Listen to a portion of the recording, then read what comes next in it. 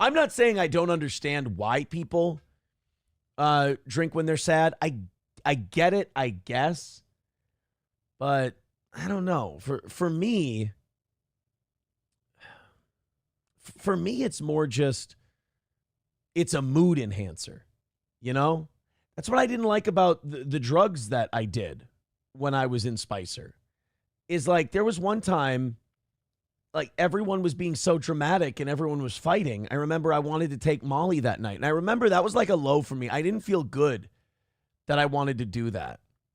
And I remember we were doing something, we got out of the hot tub and I was a little zooted. You know, I was a little overstimulated. And Kayla came up to me and she put her arms on my shoulder. She goes, "Are you all right?" And I'm like, "Not really. I just don't feel a little up, don't feel good." And that was like my low point because I'm like, I know I took this dose of Molly because people were fighting and it was a stressful, dramatic situation and I didn't like it and I wanted to just relax and chill. I didn't like that. I didn't like that I did that. I didn't like that that was the reason. For me, I'm Rick Dalton from Once Upon a Time in Hollywood. My booze don't need nobody. I just drugs are not for me. I saw some Alyssa clip stuff today, and again, when I talk about turning the corner, a month ago or even like 3 weeks ago, watching him like tell blatant lies and try to fool people would have made me upset. It would have made me angry.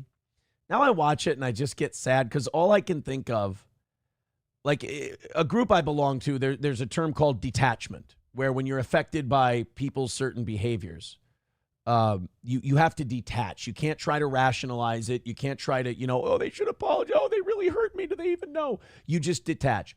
And I've noticed that detachment is kind of complete because when I see that going on and the situation he's in and watching him just blatantly lie to people about what these papers say and stuff, I just look at it and I go, that's got to be a really hard life.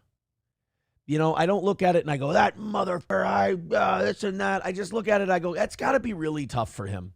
And everybody there, it's got to be, if Kayla's there, it's got to be tough for Kayla. If April's there, it's got to be really tough for April. It's got to really suck. I spent the day with friends and my kids, and we were playing Coob out in the backyard, playing yard games and stuff. And I made him spaghetti. I just love it. Anytime I make spaghetti and meatballs now, I just think of Negan. I can't help it. If I make spaghetti and meatballs, I just go, and I made him spaghetti, Rick. Is it hack to go as Negan for Halloween? Because I missed that trend, and I think I want to do it. Who gives a shit? But I just think about what I got. And I know I'm getting clipped for this, too, by that AI guy. But I just think about all that stuff, and I go, that's got to be really hard for them, Especially the feeling the need to go publicly and lie to people about it. Like, if I were in that situation, my mouth would be shut. I'd have given up. I'll admit, I'd have given up and said, I'm not a streamer anymore. This has cost me too much. I'm done. I need to work on getting my kids back. Whatever money I've saved, that's the money I'm going to live on for a while. And I need to work on getting my children back.